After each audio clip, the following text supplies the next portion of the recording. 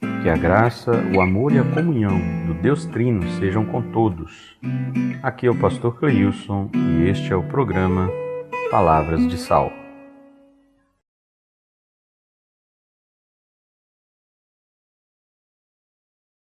De acordo com a palavra de Deus, não há nenhum registro de pessoas mortas intercedendo por pessoas vivas. Nós temos apenas registros de santos crentes vivos que oram por outros, como o apóstolo Paulo mesmo várias vezes pediu oração por ele, para que o evangelho não ficasse preso. Ele também ordenou que nós devemos orar uns pelos outros, o apóstolo Tiago, na sua carta, capítulo 5:16, orai uns pelos outros.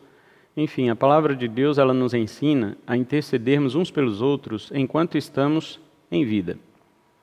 Mas por que algumas doutrinas ensinam que os cristãos, os crentes que já morreram, podem lá no céu interceder por nós aqui?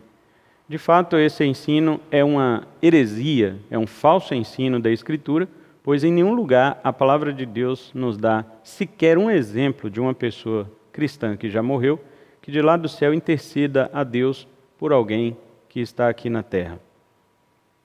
Alguém poderia dizer assim, os mortos não podem interceder por nós porque eles estão mortos, mas também não é esta a verdade, porque eles estão mortos apenas fisicamente. Observe que na história do rico e Lázaro, o rico, mesmo estando no inferno, ele intercede por seus irmãos. Só que o pai Abraão responde para ele que seus irmãos deveriam prestar atenção na Bíblia. Eles têm Moisés e os profetas. O termo Moisés e os profetas significa falar do Antigo Testamento, que era a Bíblia que eles tinham naquela época. Então a resposta do pai Abraão é que as pessoas, enquanto estão vivas aqui, elas deem ouvidos à palavra de Deus, se é que elas querem realmente ser salvas. Caso contrário, elas terão o mesmo destino daquele homem rico. Outro motivo por que as pessoas que estão no céu não intercedem por nós, como já vimos que não é porque elas estão mortas, porque afinal de contas, Jesus Cristo falou com os saduceus que Deus não é Deus de mortos, mas Deus de vivos.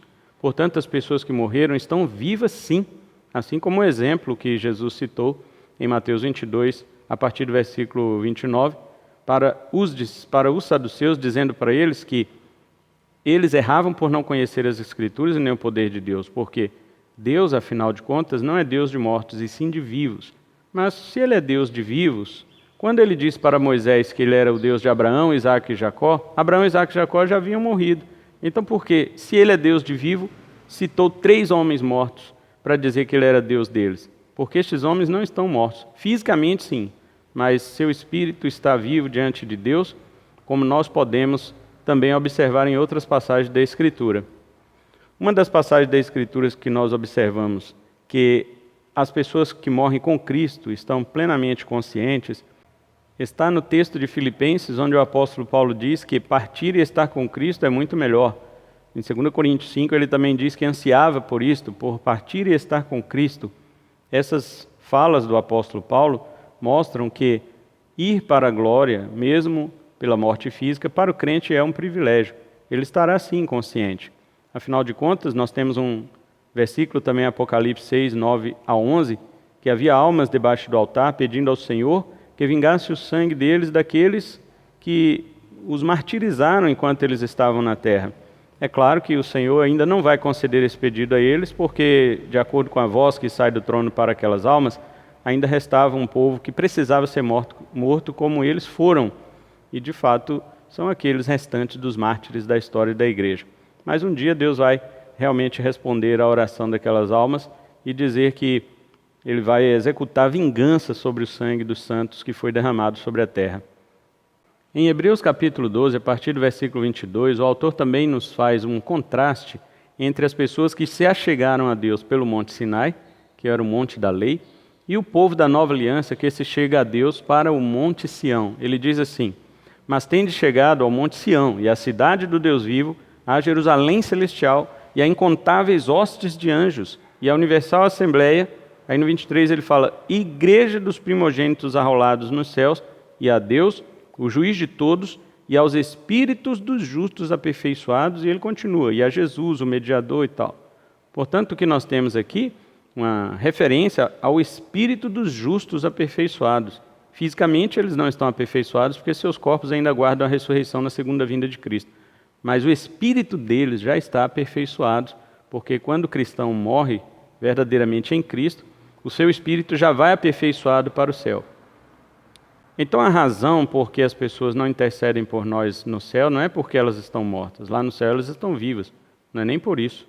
Elas poderiam interceder. Na realidade, a única intercessão que nós vemos, ou oração que nós vemos essas almas fazerem, é a oração pela vingança do sangue deles, que foram derramados, que foi derramado por aquelas pessoas que perseguiram os crentes em Cristo Jesus. Eles deram sua vida por amor ao Evangelho e pedem a Deus que execute esta vingança em favor deles. Esta é a única oração. Não se vê oração deles pelos que estão ainda aqui na terra.